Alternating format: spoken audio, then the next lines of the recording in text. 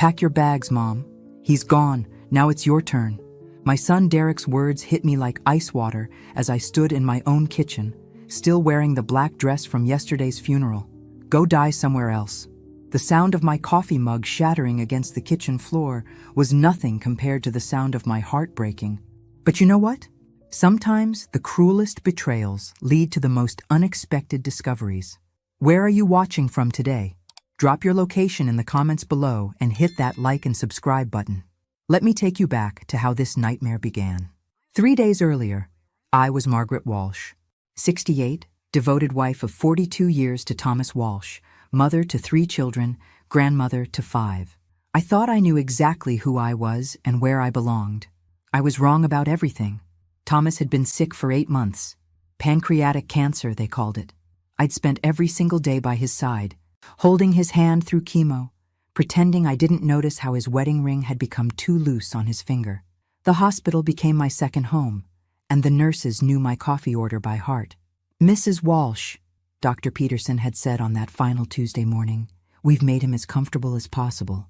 It's time to call the family." Derek arrived first, of course. My eldest son, 45, successful lawyer, always dressed like he was headed to court even on weekends. He took charge immediately, barking orders about arrangements, talking to doctors in hushed tones, while I sat beside Thomas, stroking his silver hair. "Margaret, you should go home and rest," Derek said, not even looking at me. "I'll handle everything here." "I'm not leaving him," I replied firmly. Thomas and I had promised each other decades ago, in sickness and in health, till death do us part. I meant every word. Derek's jaw tightened, but he didn't argue. He never argued directly with me, not then. He saved his real feelings for later, when he thought I couldn't hear, when he was on the phone with his wife Sharon about the burden of caring for Mother now. Thomas passed away at 3:17 a.m. on Thursday morning. I was holding his hand when his breathing simply stopped. After 42 years of marriage, I felt like half of my soul had been ripped away. But I had no time to grieve properly because Derek immediately took over. "The funeral home needs decisions now, Mom. What kind of casket? What flowers? What burial plot?" Everything became a whirlwind of arrangements I barely understood. Derek made most of the choices, while I sat in a fog of grief, nodding when prompted, signing papers I didn't read. Thomas had always handled our finances, our important paperwork. I trusted Derek to do right by his father's memory. The funeral was everything Thomas would have hated. Too formal, too expensive, too much show.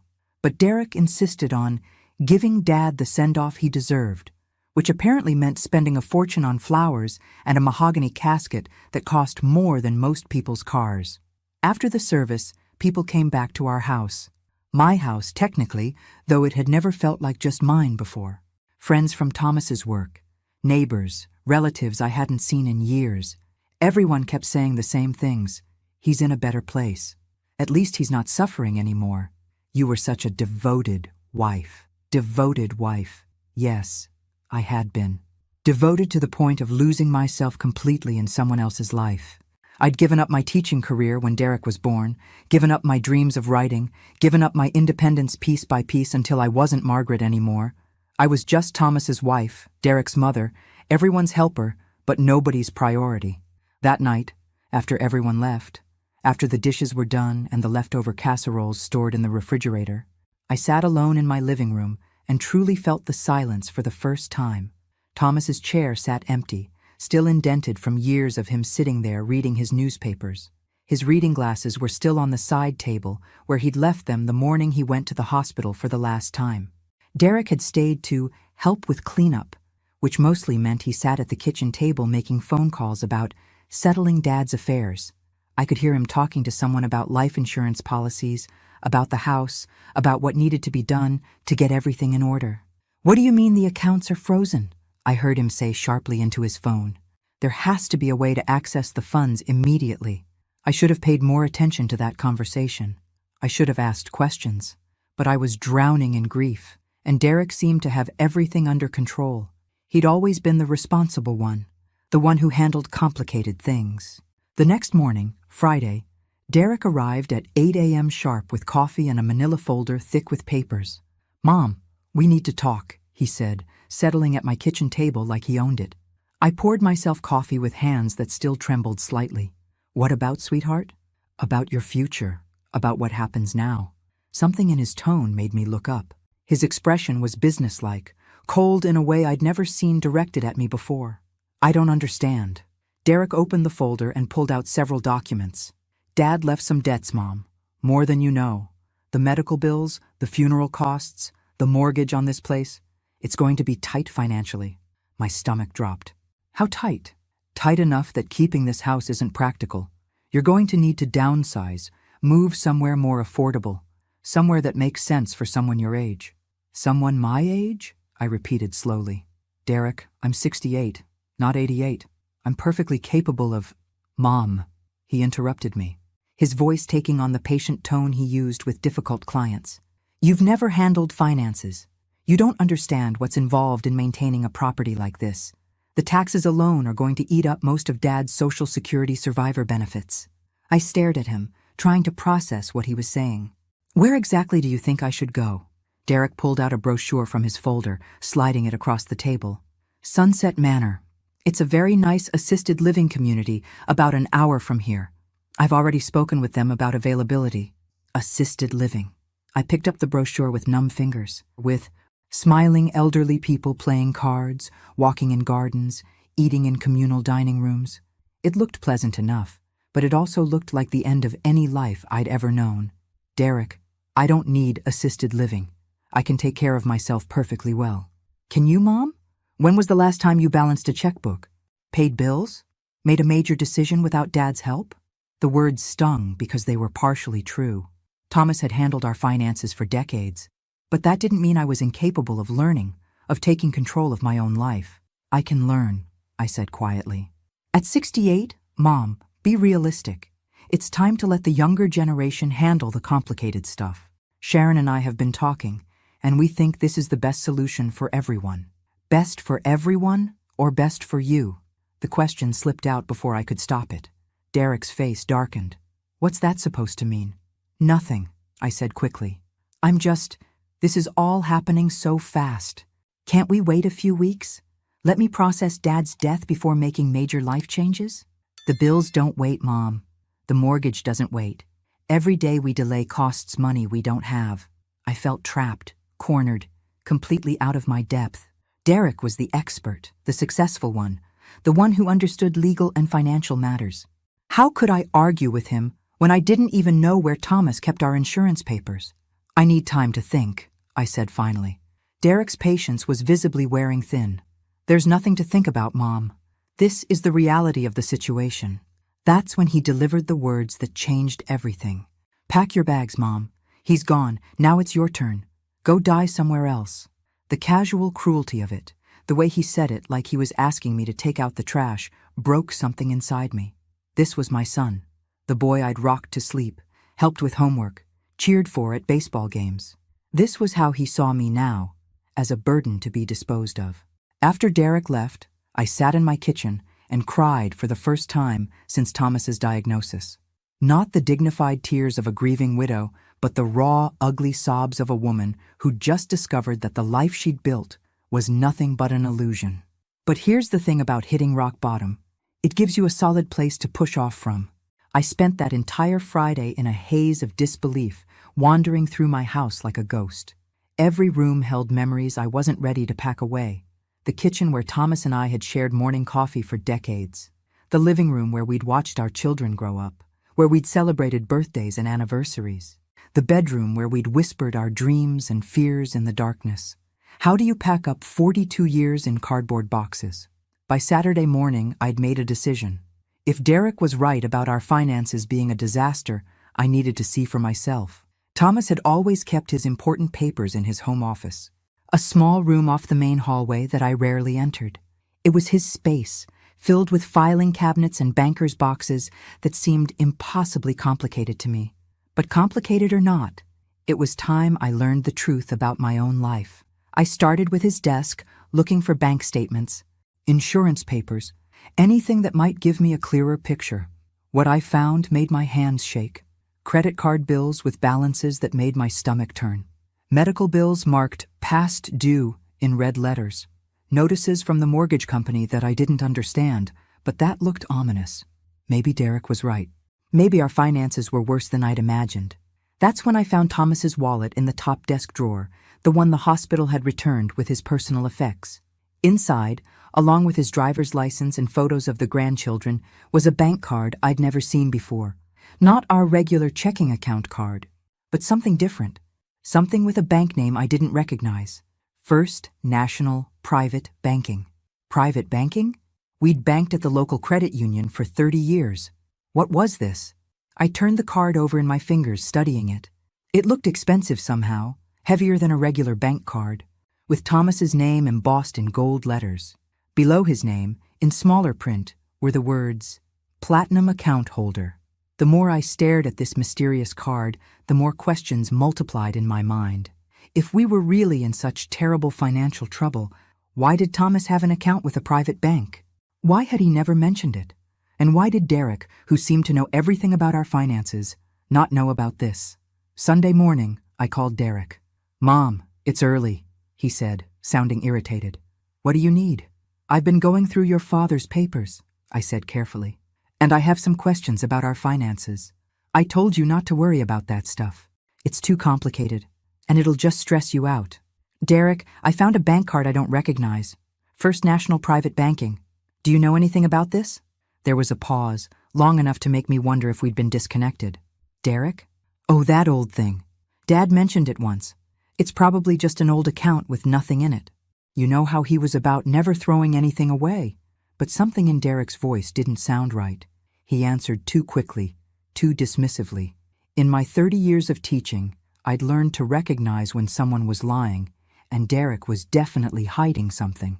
"I think I'll go to the bank on Monday and ask them about it," I said, testing his reaction. "Mom, don't waste your time. I'm telling you, it's nothing.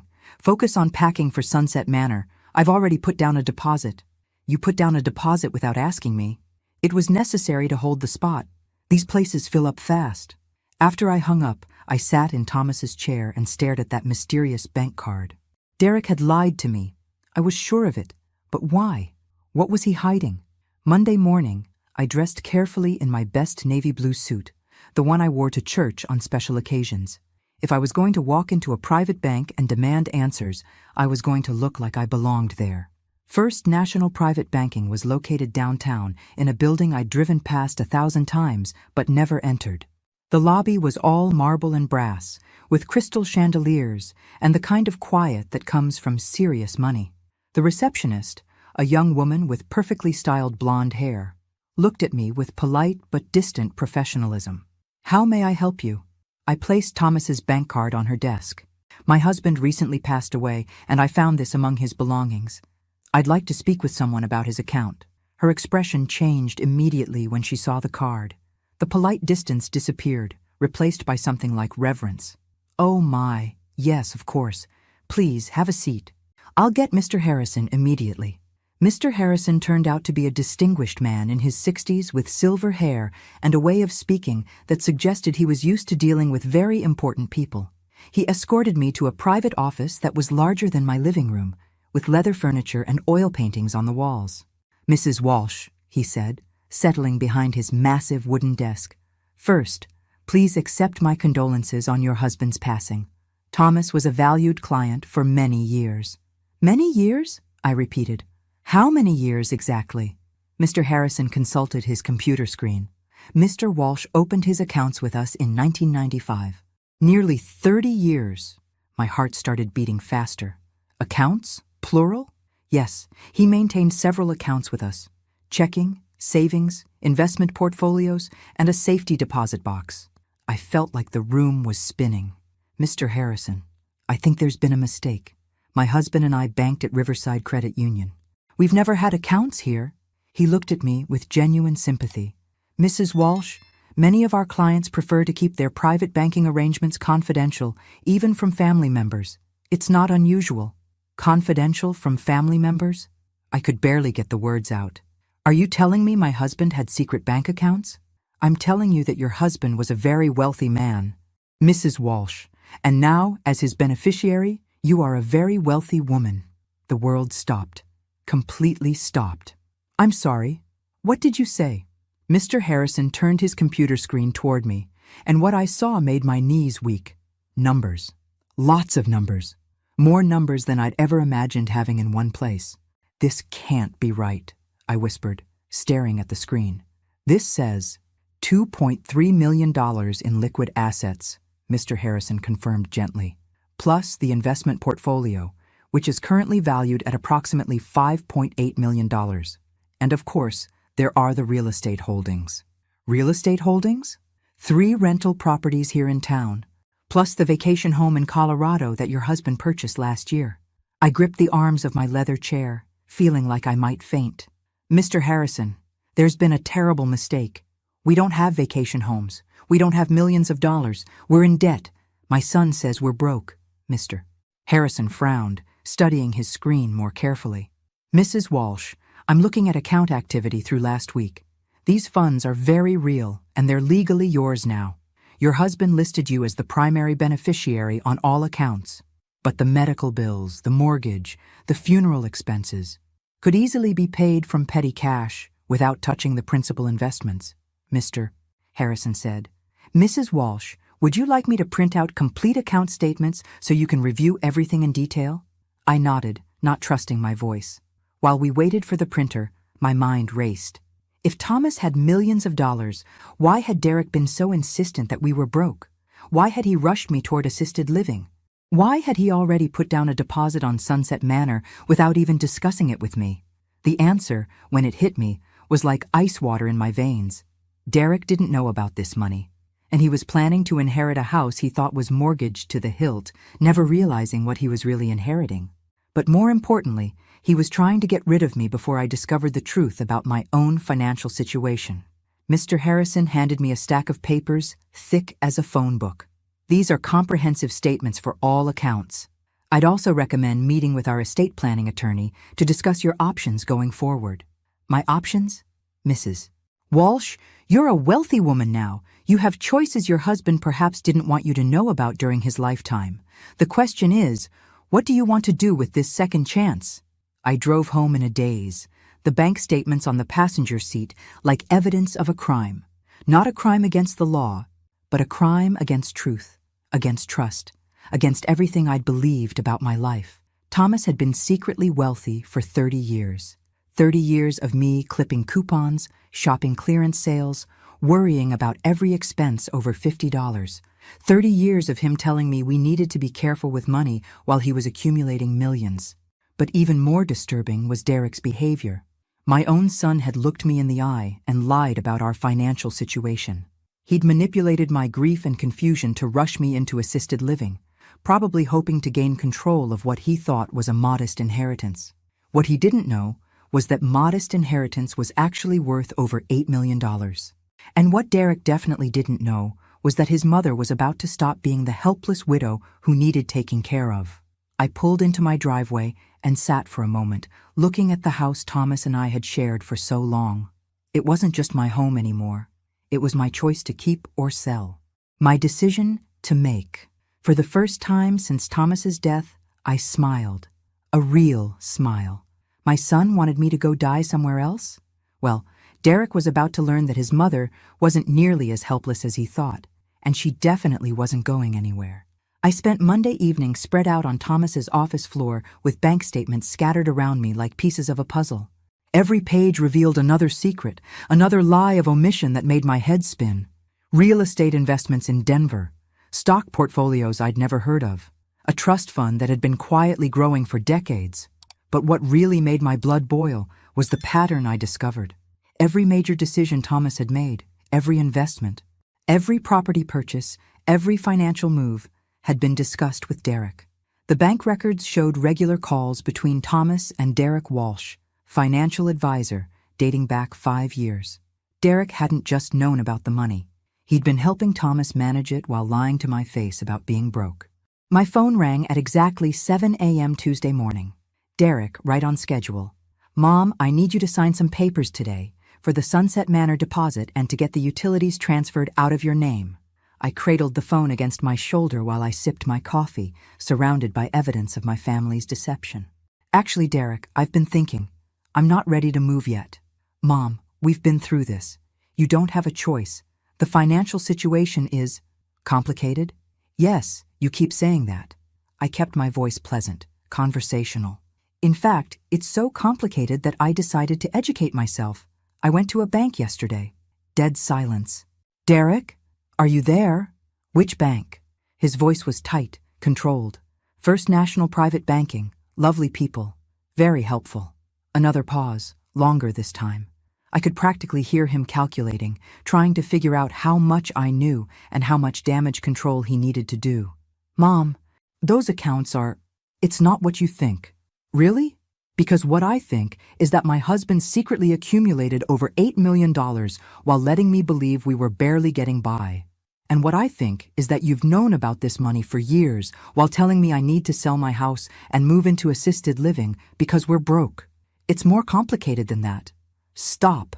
My voice came out sharper than I'd ever used with him before. Stop telling me it's complicated. Stop treating me like I'm too stupid to understand my own life. And stop lying to me. Derek's carefully controlled facade finally cracked. Fine. Yes, I knew about Dad's money. He made me promise not to tell you because he was worried you'd spend it all on foolish things.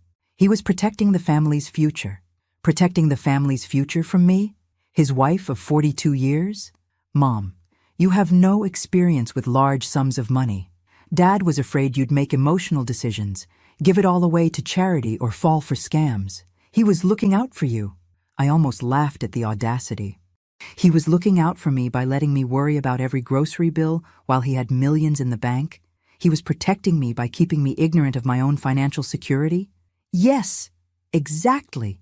You've always been too trusting, too generous.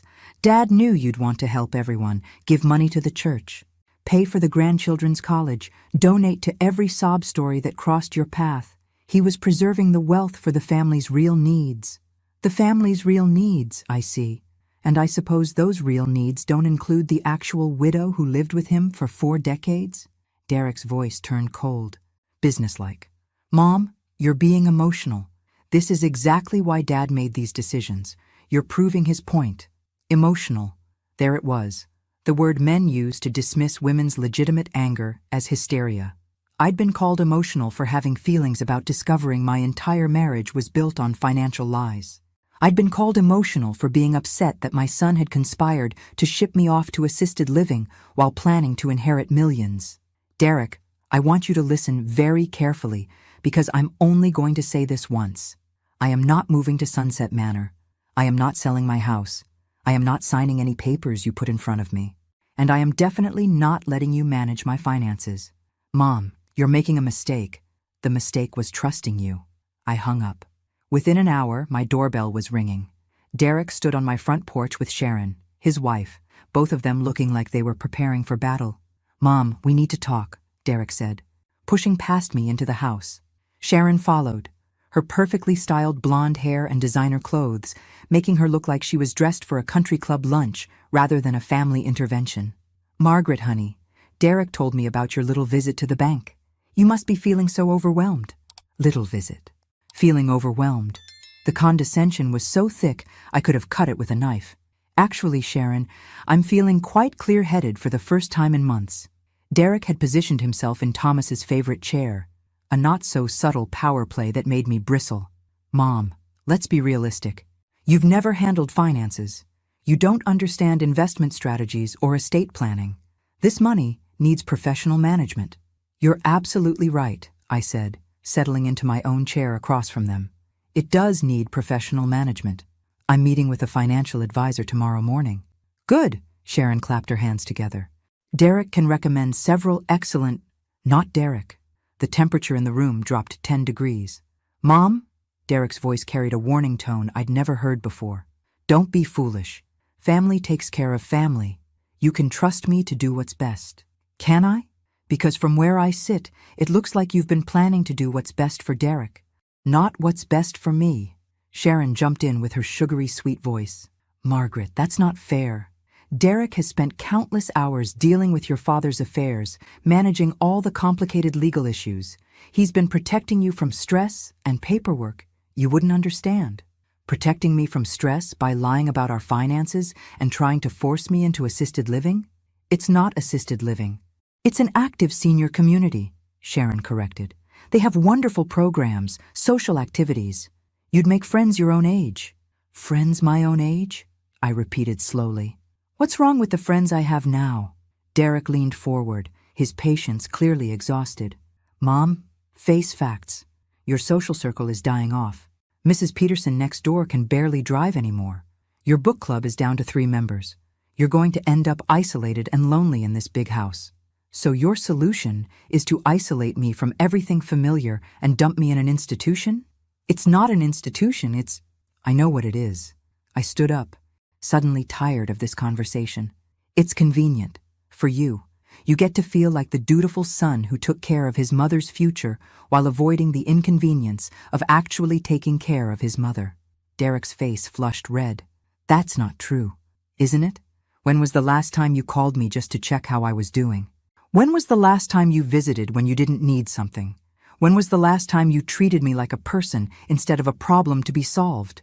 Sharon tried to play peacekeeper. Margaret, you're grieving. You're not thinking clearly. Give yourself time to process everything before making rash decisions. I've had plenty of time to process. Sharon, I've processed 30 years of financial lies. I've processed my son's plan to warehouse me in assisted living. I've processed the fact that my own family sees me as a burden instead of a human being.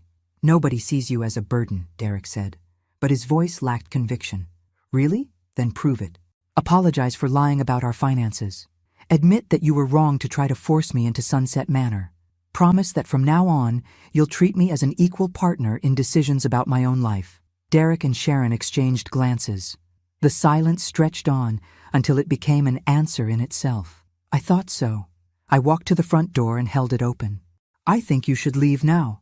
Mom, you're making a huge mistake, Derek said as he stood up.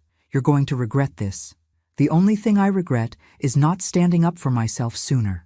After they left, I poured myself a glass of Thomas's expensive wine. Wine I'd never been allowed to touch because it was too good for everyday drinking, and sat in his office surrounded by the evidence of our secret wealth. Tomorrow, I would start taking control of my own life. Tonight, I would toast the end of being anyone's convenient victim. I raised my glass to Thomas's empty chair. Here's to secrets, darling. Yours are finally out, and mine are just beginning. For the first time in my adult life, I was rich, independent, and completely free to make my own choices. Derek was right about one thing. I was definitely going to make some decisions he wouldn't like.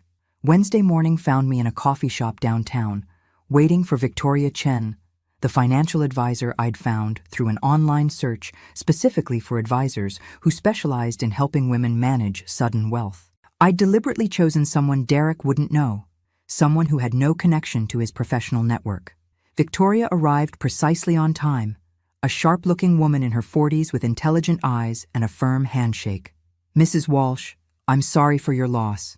I understand you've recently discovered some unexpected assets. I slid a folder across the table containing copies of all the bank statements. That's putting it mildly. She reviewed the documents with professional calm, though I caught her eyebrows rise slightly at some of the numbers. This is indeed substantial. And you were completely unaware of these holdings? Completely. My husband managed all our finances for 42 years. I thought we banked at the local credit union and lived paycheck to paycheck. Victoria closed the folder and looked at me directly. Mrs. Walsh, what do you want to do with this money?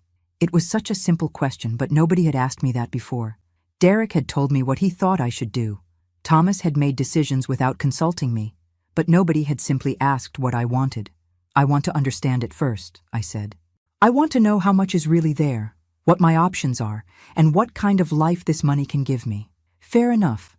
Let's start with the basics. Victoria pulled out a legal pad.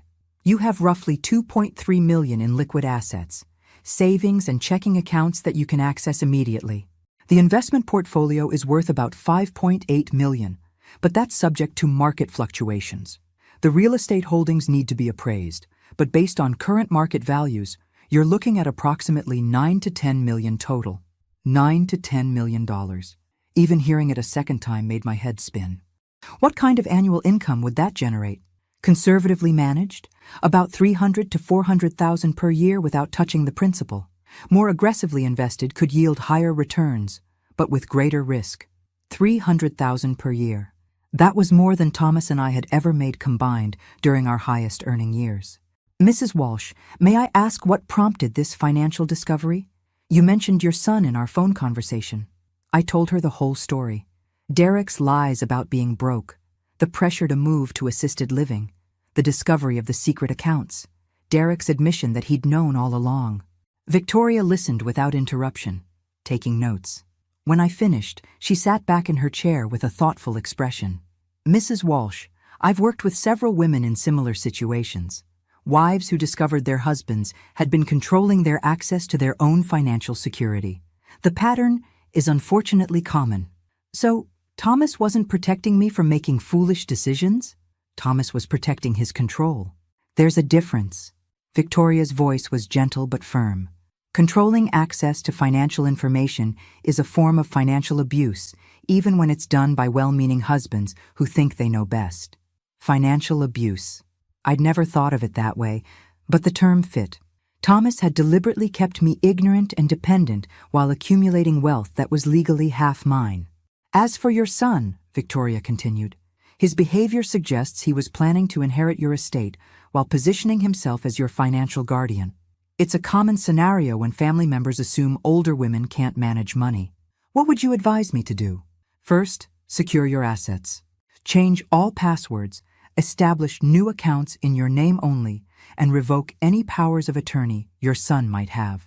Second, take time to learn about your investments before making any major decisions. Third, decide what kind of life you want to live now that you have the freedom to choose. That afternoon, I met with the estate planning attorney Victoria had recommended, James Morrison. His office was in the same building as Derek's law firm, which gave me a small thrill of satisfaction. Derek might run into me in the elevator and wonder what I was up to. Mrs. Walsh, Mr. Morrison said after reviewing my situation, your husband's estate planning was interesting.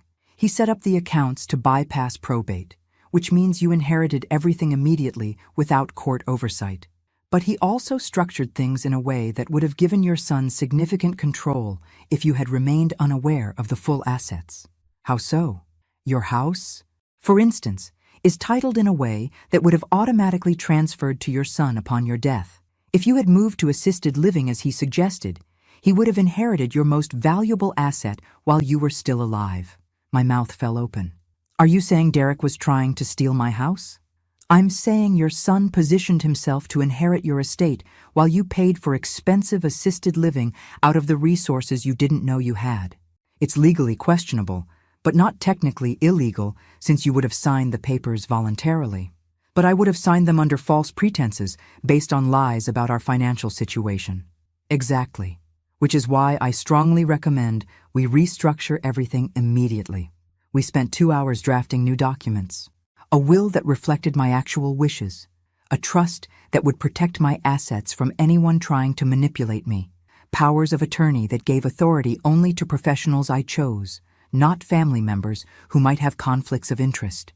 Mrs. Walsh, Mr. Morrison said as I signed the final papers, these changes give you complete control over your assets and your decisions.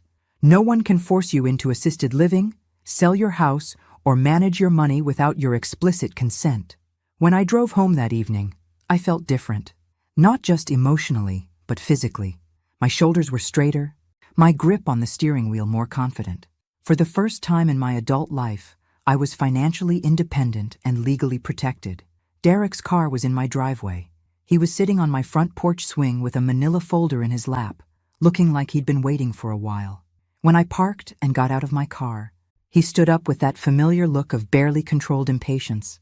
Mom, we need to talk. I brought the Sunset Manor papers for you to sign. I unlocked my front door and walked inside without inviting him to follow.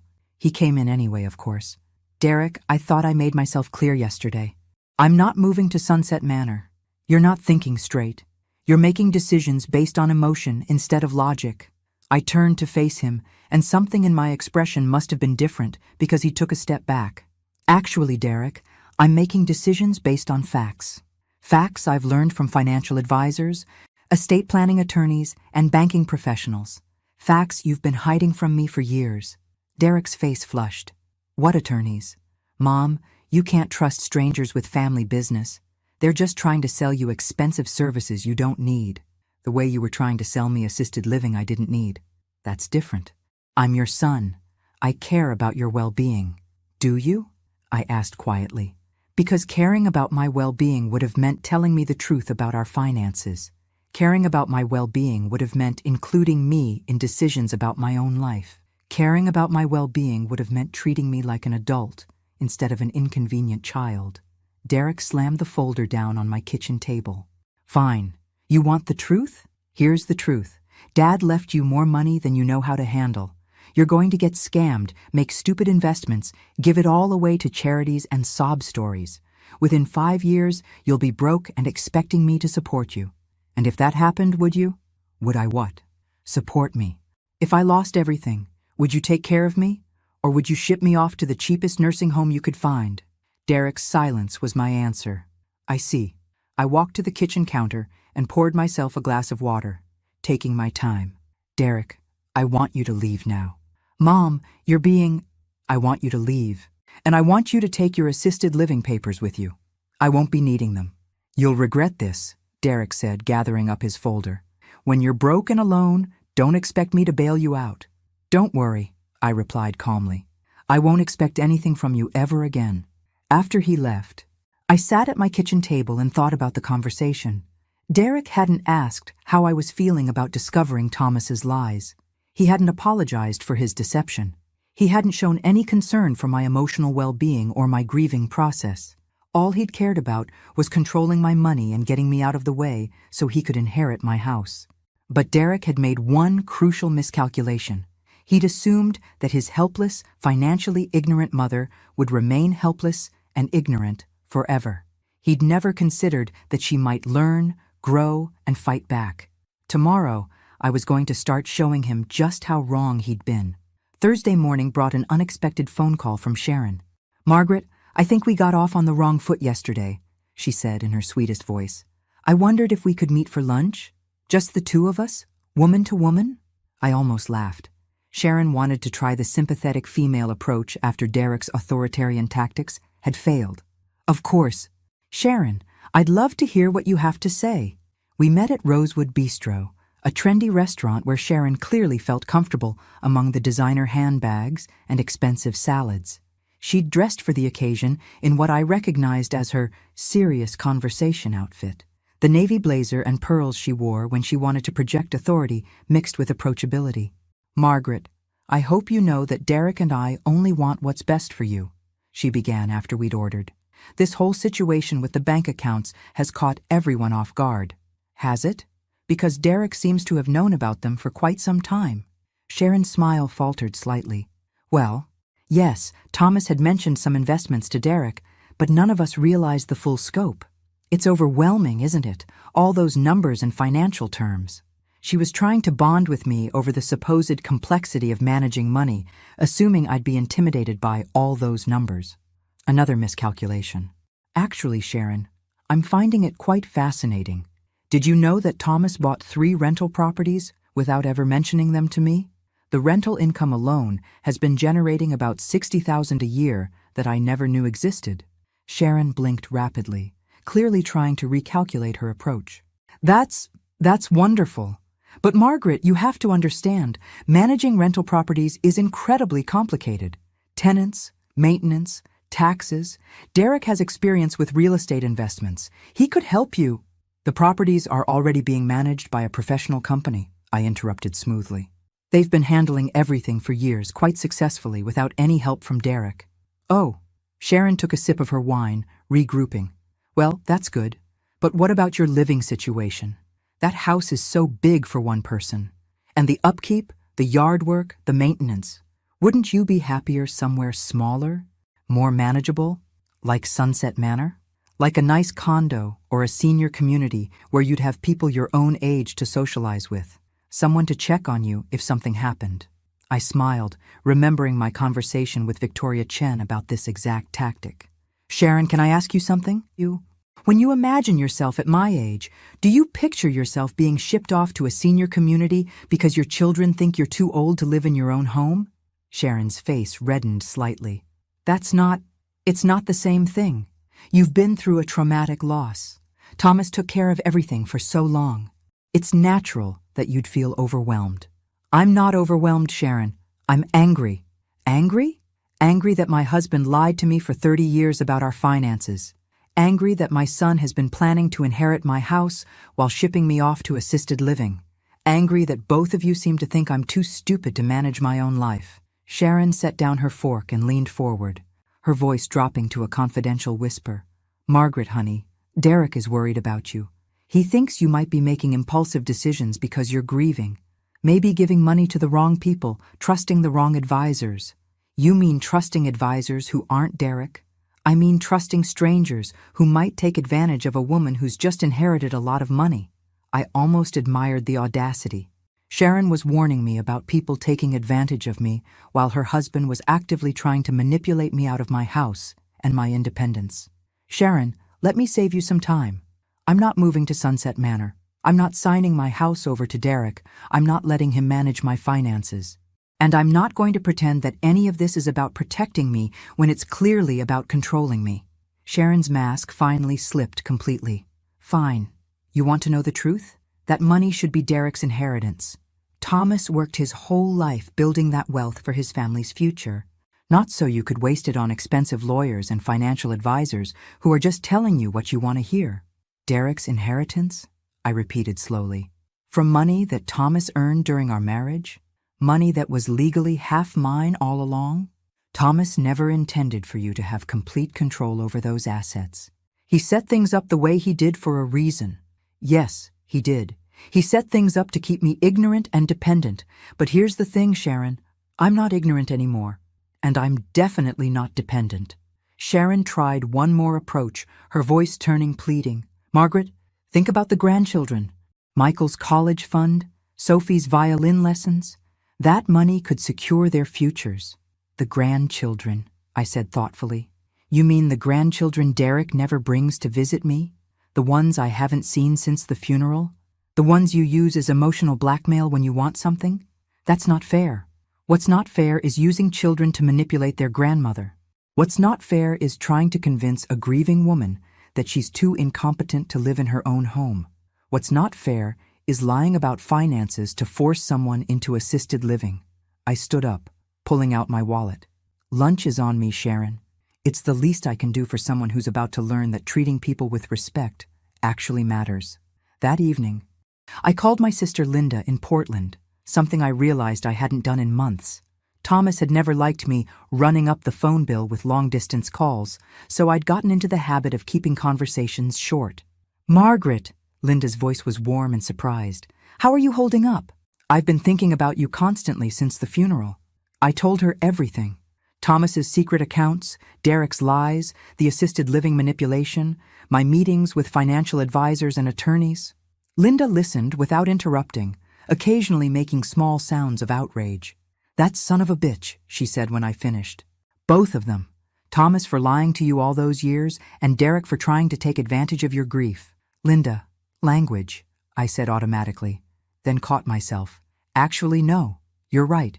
They were both sons of bitches. Linda laughed. There's my sister. I was wondering where she'd gone. Margaret, you know what you need to do now? What? You need to live. Really live. You've got more money than you'll ever spend and complete freedom for the first time in your adult life. What do you want to do with it? I looked around my house, really seeing it for the first time in years. Thomas's chair, his books, his carefully controlled environment where nothing was ever moved or changed.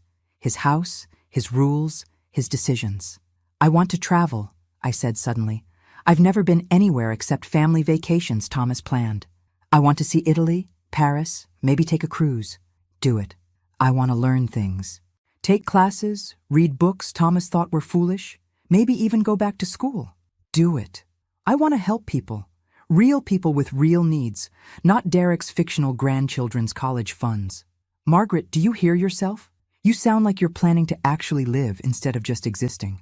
After I hung up with Linda, I sat in Thomas's office, my office now, and opened my laptop. I'd been thinking about this conversation for days, but Linda's words had crystallized something important. I started typing, "Derek, by the time you read this, I will have transferred the house deed into a trust that you cannot access. I've also changed my will to reflect my actual wishes rather than your assumptions about your inheritance. You were right about one thing. I am going to make some decisions you won't like. I'm going to travel, learn, give money to causes I care about, and live my life exactly as I choose. I'm going to trust my own judgment instead of deferring to men who think they know better. You said I'd regret standing up for myself. You were wrong. The only thing I regret is not doing it sooner. If you ever decide to treat me like a human being instead of a burden, you know where to find me. Until then, don't bother calling. Your financially independent mother, Margaret." I printed the letter and sealed it in an envelope. Tomorrow, I would mail it. Then I would book a trip to Italy and start planning the rest of my life. Derek had been wrong about something else, too. I wasn't emotional. I was strategic. I was determined. And I was just getting started. My son had wanted me to go die somewhere else? Well, I was going to disappoint him. I was going to live, loudly and completely, right here where he couldn't ignore me. And I was going to enjoy every minute of it. 3 months later, I was sipping espresso in a cafe overlooking the Amalfi Coast when my phone buzzed with yet another call from Derek. I let it go to voicemail, just like I had with the previous 47 calls over the past 12 weeks. Italy was everything I'd dreamed and more. The art, the food, the way the morning light painted the Mediterranean in shades of gold and turquoise. I'd enrolled in a cooking class in Tuscany, learned to paint watercolors in Rome, and discovered that I had a natural talent for languages. Who knew? Certainly not the woman who'd spent 40 years believing she was too old to learn new things. "Signora Margaret," called Giuseppe, the cafe owner who'd become my friend. "You look happy today." "Every day, Giuseppe. Every single day." And it was true.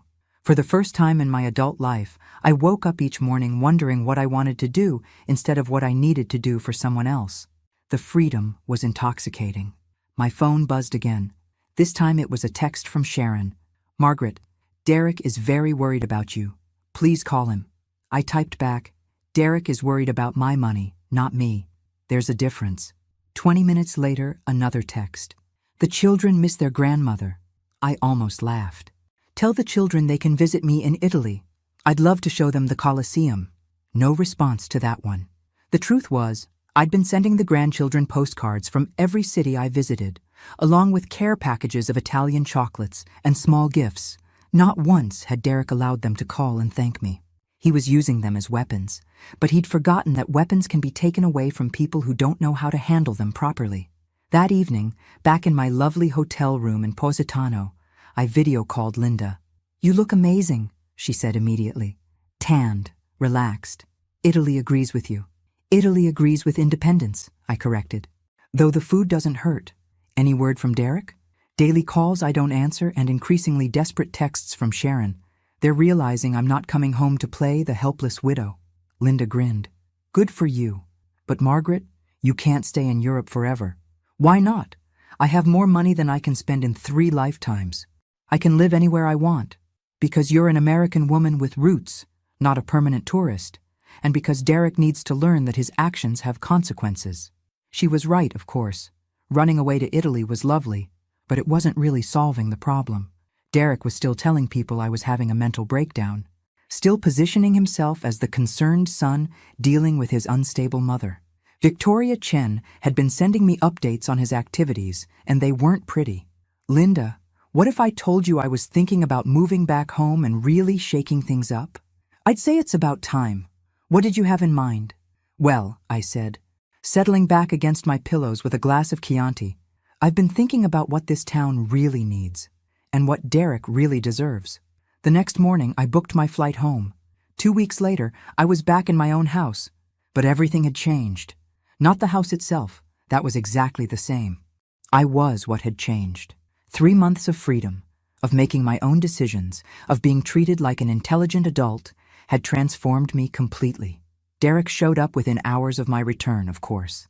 He must have had someone watching the house. "Mom, thank God you're home."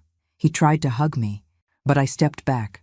We were so worried, disappearing like that without telling anyone your plans. I told you my plans, you just didn't like them. Running off to Europe isn't a plan, it's escapism. You can't solve your problems by running away from them.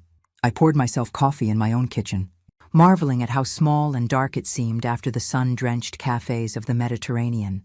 Actually, Derek, I wasn't running away from my problems. I was running toward my solutions. What's that supposed to mean? It means I've had 3 months to think about what I want to do with the rest of my life. And I've made some decisions. Derek's face tensed. What kind of decisions? I'm starting a foundation. The color drained from his face. A what? A charitable foundation. The Margaret Walsh Foundation for Women's Independence. We'll provide financial literacy education, legal assistance, and temporary housing for women escaping controlling relationships. Derek sat down heavily at my kitchen table. Mom, you can't give away Dad's money to strangers. It's not Dad's money anymore, Derek. It's mine. And I'm not giving it away. I'm investing it in something that matters. You're not thinking clearly. This is exactly what Dad was afraid of. You're making emotional decisions without understanding the financial implications. I pulled out a thick folder from my briefcase and set it in front of him. Actually, I understand the implications perfectly. Victoria Chen helped me structure everything properly. Tax advantages, operational efficiency, maximum impact. We've already filed the paperwork. Derek opened the folder and his face went white as he read. $5 million? You're putting $5 million into this. This charity? Initial funding? Yes. There's also a building. What building? I bought the old Morrison department store downtown. We're renovating it into a women's center, legal aid clinic, job training programs, childcare facilities, temporary apartments for women in transition. Derek was staring at the papers like they were written in a foreign language. You bought a building? When? Last month, while I was in Italy. Amazing what you can accomplish with modern technology. This is insane. You're throwing away the family's financial security on some feminist project. Feminist project?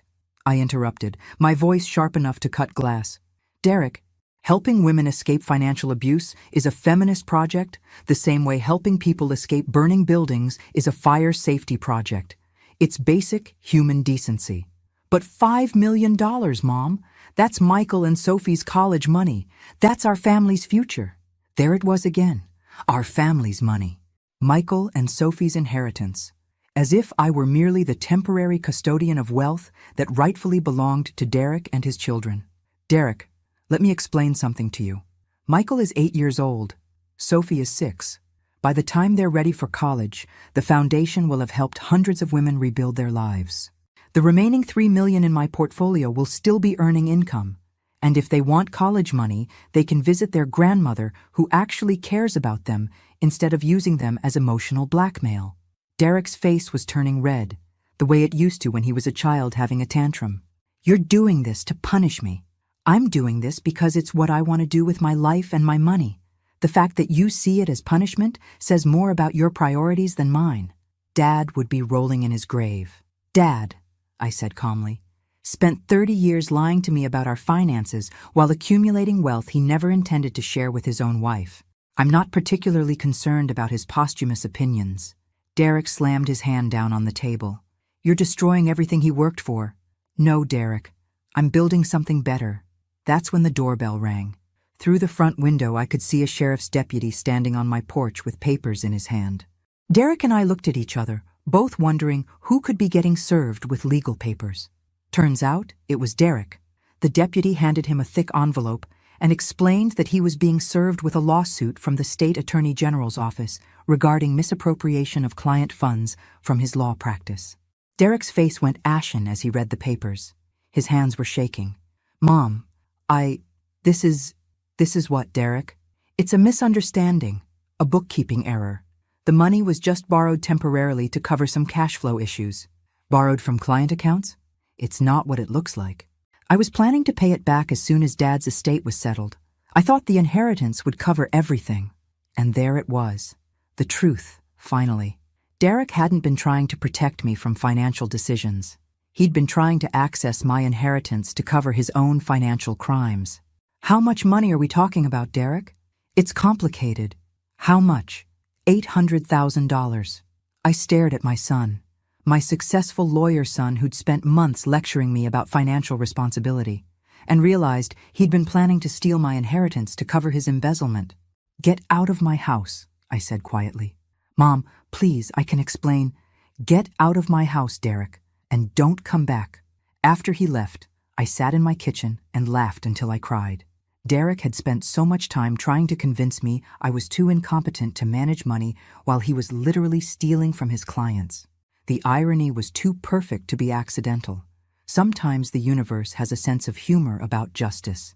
The scandal broke in the local newspaper 3 days later. Prominent attorney under investigation for client fund misappropriation. Derek's mugshot was on the front page, looking haggard and defeated. I was having coffee with my neighbor, Mrs. Peterson, when she brought me the paper. "Oh my goodness, Margaret," she said, her eyes wide with shock. "Did you know about this?" "I found out the same time you did, Helen, when the deputy served him papers in my kitchen." "But surely you'll help him. He's your son, and you have all that money now." I set down my coffee cup carefully. This was the conversation I'd been expecting, the one where people assumed I'd bail Derek out because that's what mothers do. "Helen, if your son stole money from people who trusted him, would you reward that behavior by giving him more money to steal?" "Well, no, but family is family. Family doesn't steal from clients and then try to steal their mother's inheritance to cover it up." Mrs. Peterson looked confused. "What do you mean?" I told her the whole story. Derek's lies about our finances, his attempt to force me into assisted living, his plan to inherit my house while I paid for expensive care with money I didn't know I had. "So you see," I concluded, "Derek wasn't protecting me from bad financial decisions. He was making bad financial decisions and planning to use my money to fix them." "My goodness," Mrs. Peterson murmured. "I had no idea. Most people didn't.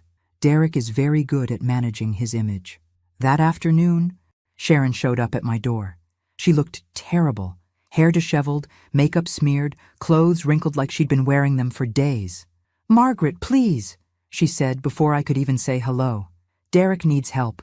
The legal fees alone are going to bankrupt us. Come in, Sharon." I led her to the living room, noting how she looked around at my house like she was calculating its value. "Derek made mistakes," she continued, perching on the edge of my sofa. "But he's not a criminal. He was just trying to keep his practice afloat during a difficult time by stealing $800,000 from client accounts." "It wasn't stealing.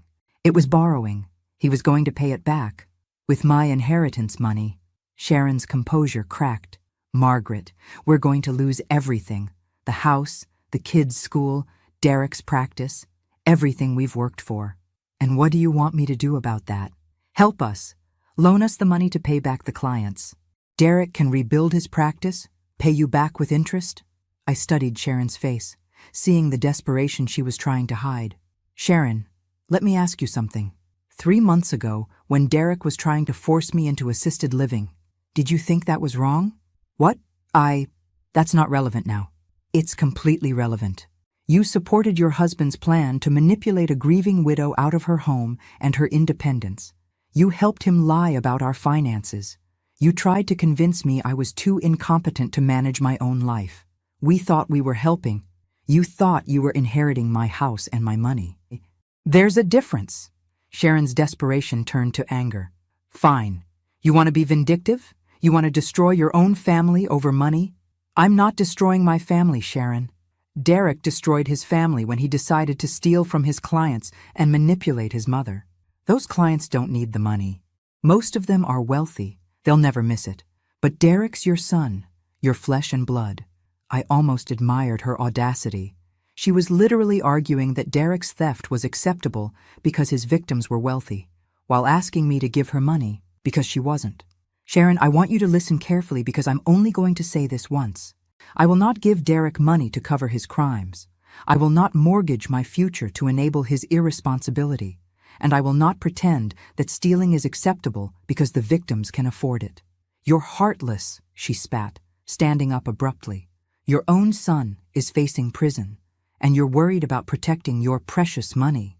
My son is facing prison because he committed crimes, not because I refused to bail him out.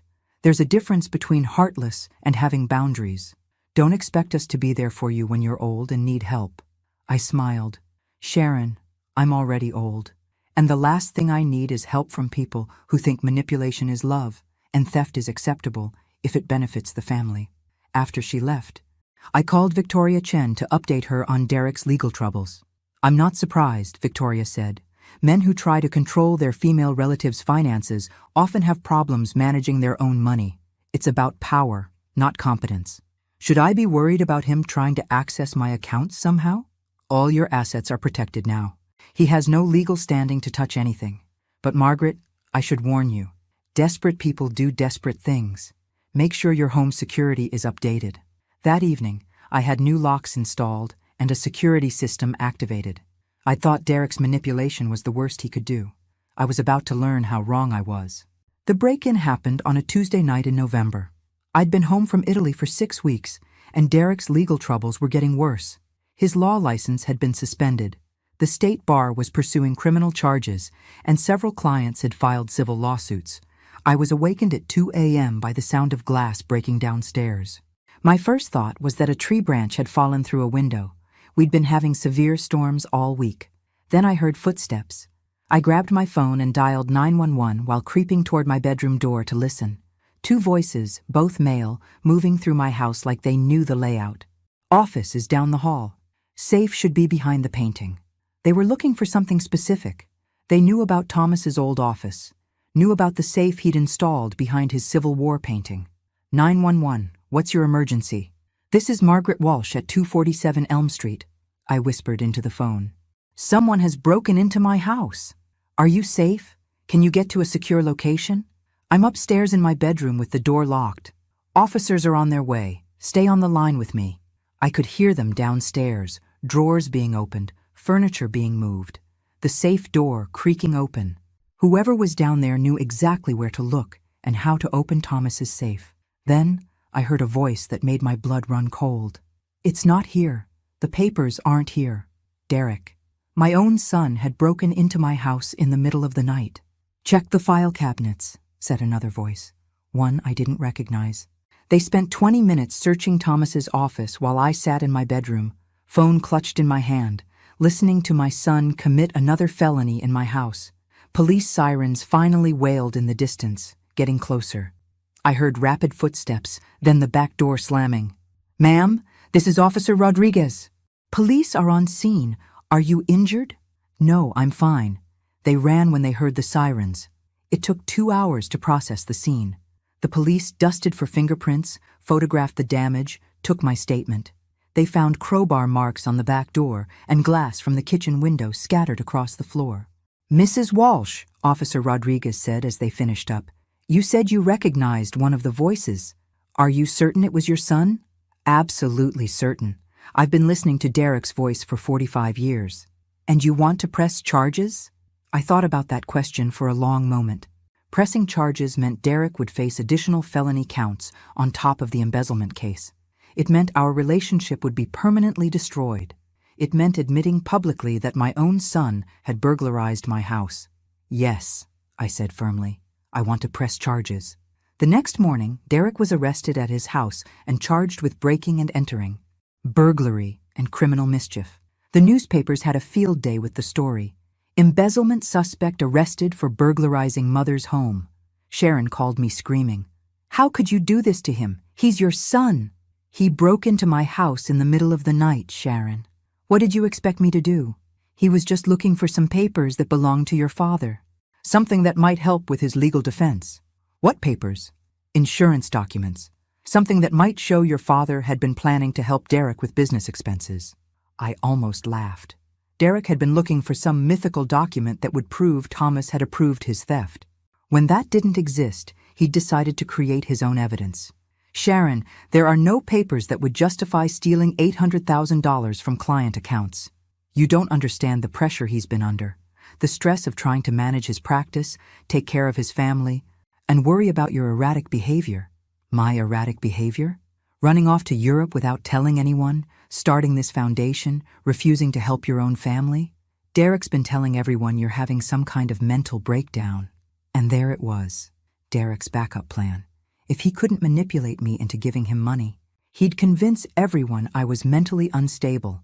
He'd been laying the groundwork for months, telling people my behavior was erratic, that I was making irrational decisions, that someone needed to step in and take control of my finances for my own protection. "Sharon," I said calmly, "Derek is facing federal charges for embezzling money from his clients. He broke into my house in the middle of the night looking for documents that don't exist. Who exactly is having the mental breakdown here?" The line went quiet for so long I thought she'd hung up. "Sharon, this isn't over, Margaret. You think you're so smart, but you're just a bitter old woman destroying her own family. And you're an enabler married to a criminal. I guess we both have our roles to play." After I hung up, I sat in my kitchen and realized something profound. I felt relieved. For months, I'd been carrying the burden of Derek's lies, Sharon's manipulations, and my own guilt about standing up for myself. Now that Derek had shown his true character so completely, so publicly, so criminally, I was finally free from any obligation to protect him from the consequences of his actions. My son had made his choices. Now he could live with them. But I had one more choice to make, and it was going to surprise everyone. 6 months later, I was standing in the main hall of the newly opened Margaret Walsh Center for Women's Independence, watching 37 women and their children celebrate the center's official dedication. The old Morrison building had been transformed beyond recognition. Bright, modern apartments filled the upper floors. The ground level housed the legal aid clinic, job training classrooms, and a childcare center that buzzed with happy voices throughout the day. "Margaret, this is incredible," said Linda, who'd flown in from Portland for the opening. "You've created something amazing here." I smiled, watching a young mother I'll call Sarah playing with her toddler in the center's courtyard. 6 weeks ago, Sarah had arrived at our emergency intake with nothing but the clothes on her back and a black eye that was just beginning to fade. Today, she was starting her new job as a paralegal at our legal clinic, living in her own apartment, planning a future that didn't include fear. "It's not just about the money," I told Linda. "It's about showing women that they have choices they didn't know existed." "Speaking of choices," Linda said, Linda, glancing toward the entrance. "Look who decided to show up." Derek was standing in the doorway, looking older and more haggard than when I'd seen him 6 months ago. The criminal charges had been plea bargained down to restitution and community service, but his law license was permanently revoked. Last I'd heard, he was working as a paralegal for a small firm across town. He approached us hesitantly, hands shoved deep in his pockets. "Mom," he said quietly, could I talk to you privately?" Linda squeezed my arm. "I'll go get us some coffee." Derek and I walked to a quiet corner of the main hall, near the memorial wall where we'd hung photos of women who'd rebuilt their lives with the center's help. "This is really something," Derek said, looking around at the bustling activity. "I had no idea." "No idea what?"